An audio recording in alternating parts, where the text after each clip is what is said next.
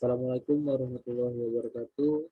Saya Wahyudi Pratama dengan NPN 1951030380 dari kelas akuntansi syariah kelas B semester 5 akan menjelaskan soal kasus serta jawaban.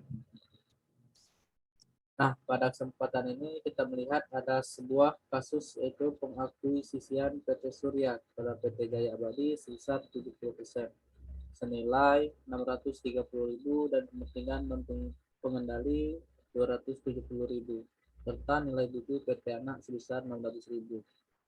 Bisa kita lihat di soal ini.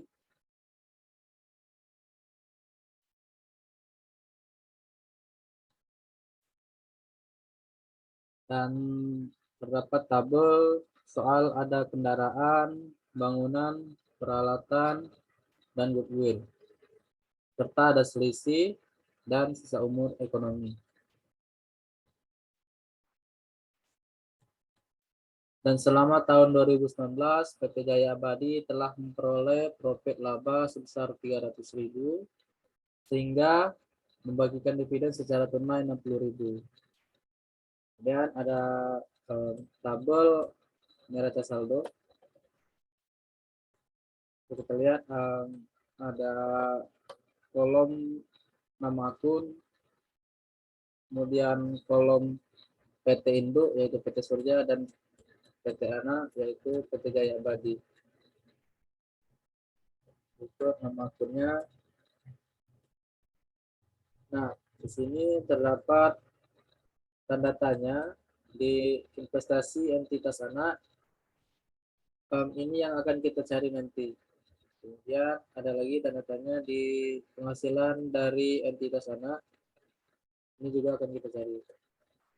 Kemudian ada tabel transaksi jual beli persediaan antara induk dan anak. Ada transaksi hulu dan transaksi hilir. Berikut juga ada yang diminta dari soal. Dan kita ke kertas jawaban.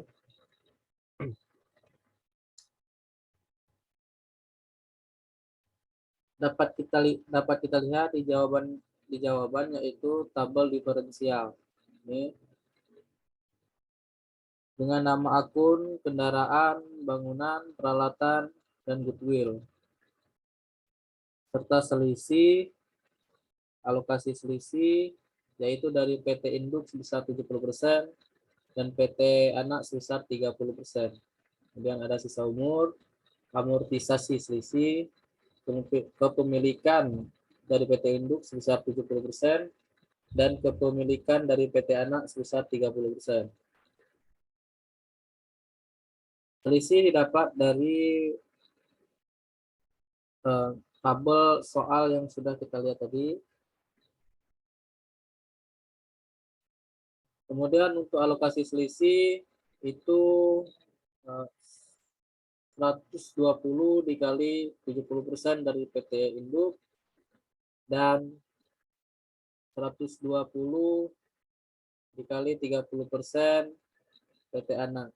Intinya adalah selisih dikali dengan 70% dan 30%, maka didapatkan alokasi selisih. Kemudian sisa umur didapat dari soal. Amortisasi selisih didapat dari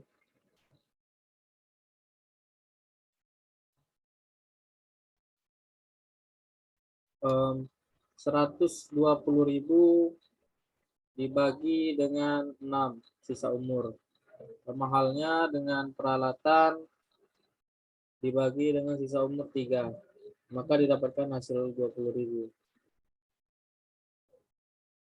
Kemudian untuk kepemilikan 70% dan 30% ini didapat dari untuk kepemilikan PT induk dan PT anak itu dapat didapatkan amortisasi selisih dikali dengan kepemilikan 70%. Ini. Jadi misal 20 20.000 dikali 70% itu 14.000. 20.000 dikali 30% itu 6.000.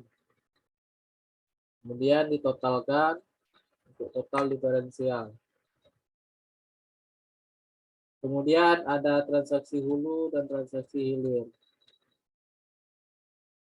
Itu tabelnya dapat dari soal dan ditulis lagi untuk memenuhi kebutuhan jawaban yang lainnya. Ini tabel dapat dari soal tadi untuk memenuhi jawaban yang lainnya. Kemudian di sini ada nilai buku dan nilai wajar diperlukan untuk jawaban berikutnya. Nilai buku 600.000 didapatkan dari soal. Nilai buku didapat dari soal ini.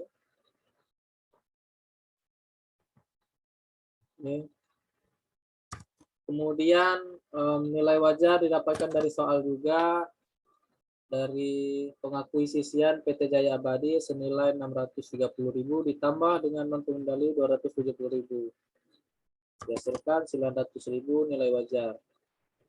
420.000 didapatkan dari 600.000 dikali 70% dan 180.000 didapat dari 600.000 dikali 30%. Begitupun dengan nilai wajar dikali 70% dan dikali 30%. Ini yang didapat. Kemudian menghitung laba yang diakui.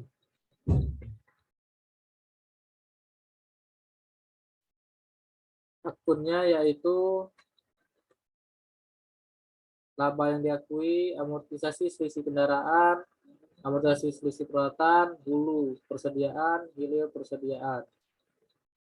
Kemudian 210.000 itu didapatkan dari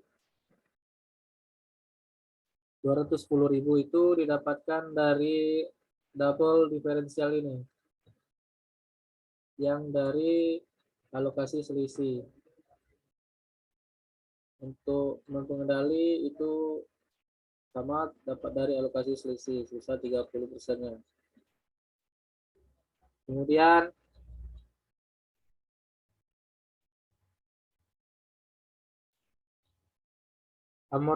amortisasi selisih kendaraan dan peralatan didapat dari kepemilikan di tabel diferensial.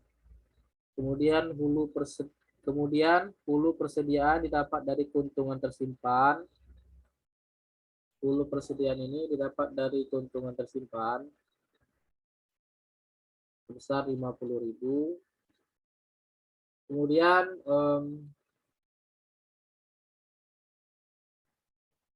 untuk hilir persediaan didapat dari keuntungan tersimpan dikali 70%. Ini keuntungan tersimpan dikali 70% itu 35.000 dan 15.000 ini 50.000 dikali 30% untuk yang hilir persediaan. Kemudian didapatkan laba dibagikan.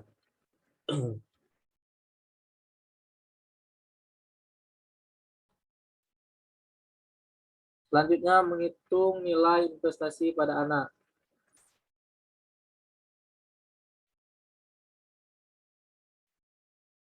Saldo awal diinduk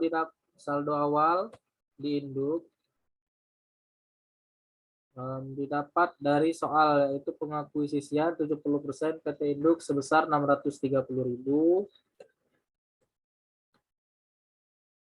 dan 270.000 dari non pengendali. Kemudian laba dibagikan didapat dari hasil menghitung laba yang diakui dan dividen dari di soal dividen, yaitu sebesar 60.000. Maka dikalikan 70% dan 30%, kemudian dijumlahkan. Maka dapat saldo investasi per 31 Desember 680.000 dan 350.000 untuk non pengendali.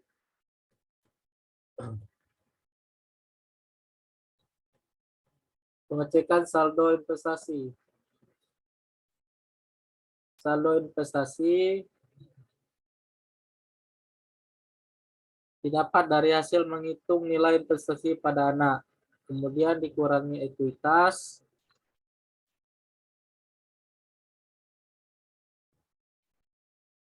Didapat dari nilai buku dikali 70%. Ini ekuitas didapat dari nilai buku 70% dan 30% ini. Dikurangi dapat 265 dan 135. Kemudian dikurang lagi dengan diferensial. Didapat dari laba yang diakui dan dividen didapat dari dividen pada tabel sebelumnya. Dan hasilnya harus 0 keduanya. Untuk pengecekan saldo investasi.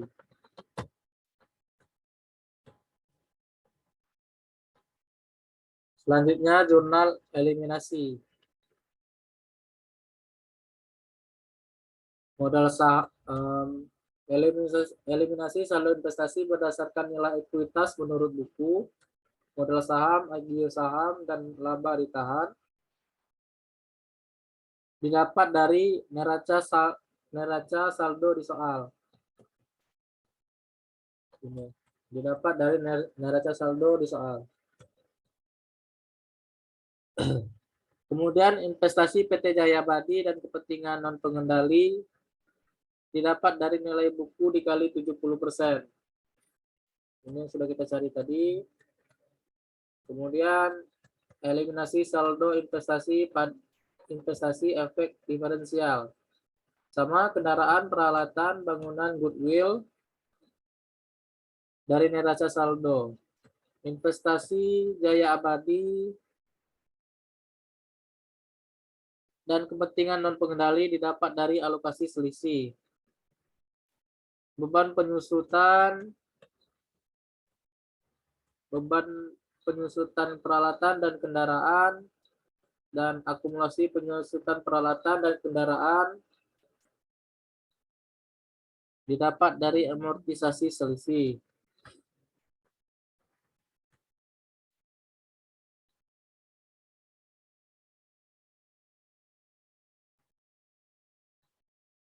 Kemudian laba atas PT Anak Investasi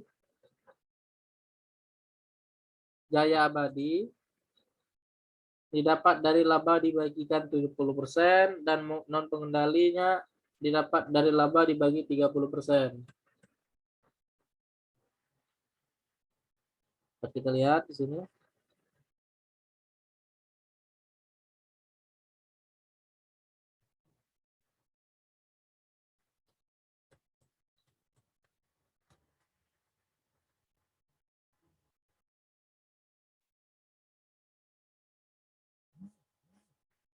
Kemudian investasi PT Jaya Abadi ini terhadap dividen dan kepentingan non pengendali terhadap dividen itu didapat dari dividen dikali 70% dan 30%. Dividennya tadi yang di soal 60.000 dikali 70% dan 18.000 ini didapat dari dividen 60.000 dikali 30%.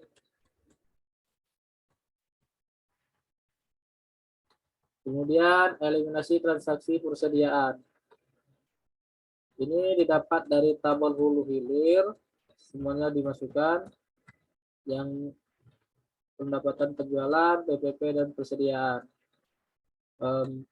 Dan ada yang berbeda dari itu semua, yaitu pada eliminasi transaksi persediaan, hilir eliminasi transaksi yang telah direalisasikan pada pendapatan penjualan pada BPP. Ini dapat dari, kita lihat tabel tadi, transaksi hilir. Pendapatan BPP dan keuntungan itu dijumlahkan dikali 70% untuk yang eliminasi yang hilir tadi. Yaitu didapatkan 140.000 untuk pendapatan penjualan dan BPP. Yang lainnya tinggal masukkan saja sesuai dengan nominal yang ada di tabel hulu hilir.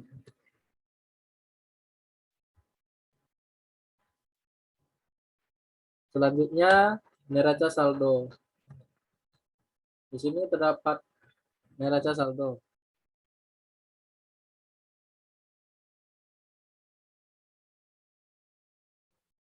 Di bagian ini yang tanda tanya di soal tadi dapat kita isi seperti investasi dari entitas anak besar 685.000. Kemudian yang satunya penghasilan dari entitas anak yang dapat dari tabel menghitung laba yang diakui. Ini sudah kita dapatkan dari soal neraca saldo yang tanda tanya tadi. Dengan menjawab tabel-tabel sebelumnya.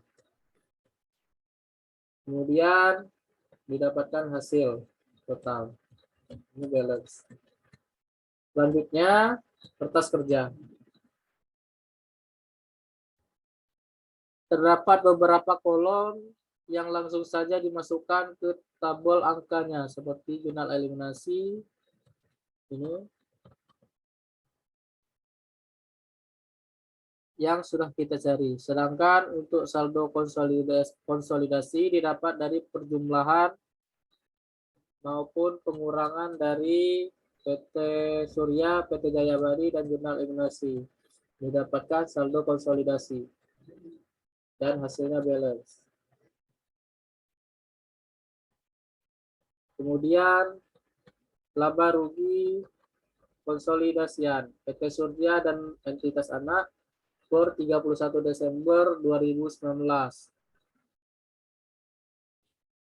Semuanya didapat sesuai dengan nama akunnya. Kemudian dihitung. Untuk jurnalnya dikredit dikurang nih, dan di debit ditambah sesuai dengan saldo konsolidasi di kertas kerja.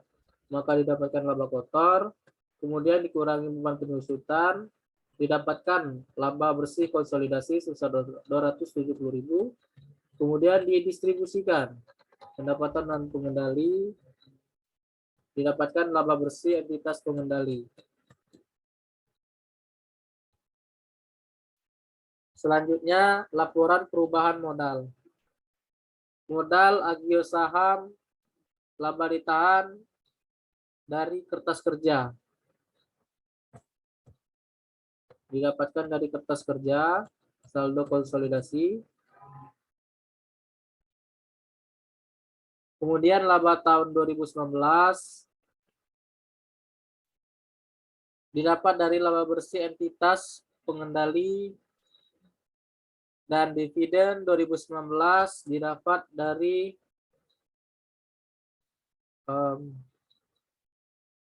dividen diumumkan yang terdapat pada neraca saldo. Kemudian dihitung dan dapatlah modal per 31 Desember.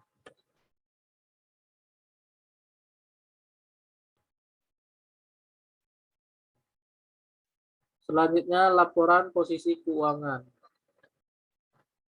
Ini langkah terakhir dalam kasus soal yang sudah kita kerjakan. Terdapat aset lancar, aset tetap, dan kewajiban.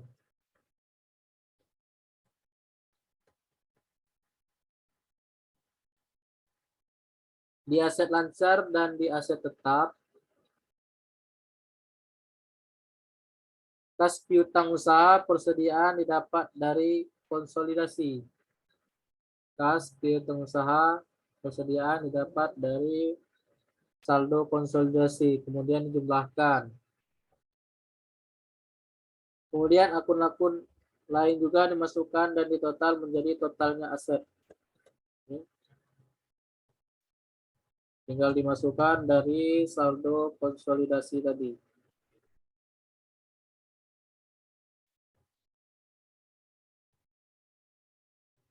Kemudian untuk kewajiban utang usaha didapat dari saldo konsolidasi Dan modal per 31 Desember 2019 didapat dari hasil penjumlahan di tabel perubahan modal. Dan dihitung sehingga menghasilkan total liabilitas dan ekuitas. Hasilnya balance. Kunci dari ketiga tabel setelah kunci dari tiga tabel setelah kertas kerja ini adalah tinggal memasukkan angka-angka yang sudah kita dapatkan di tabel-tabel sebelumnya.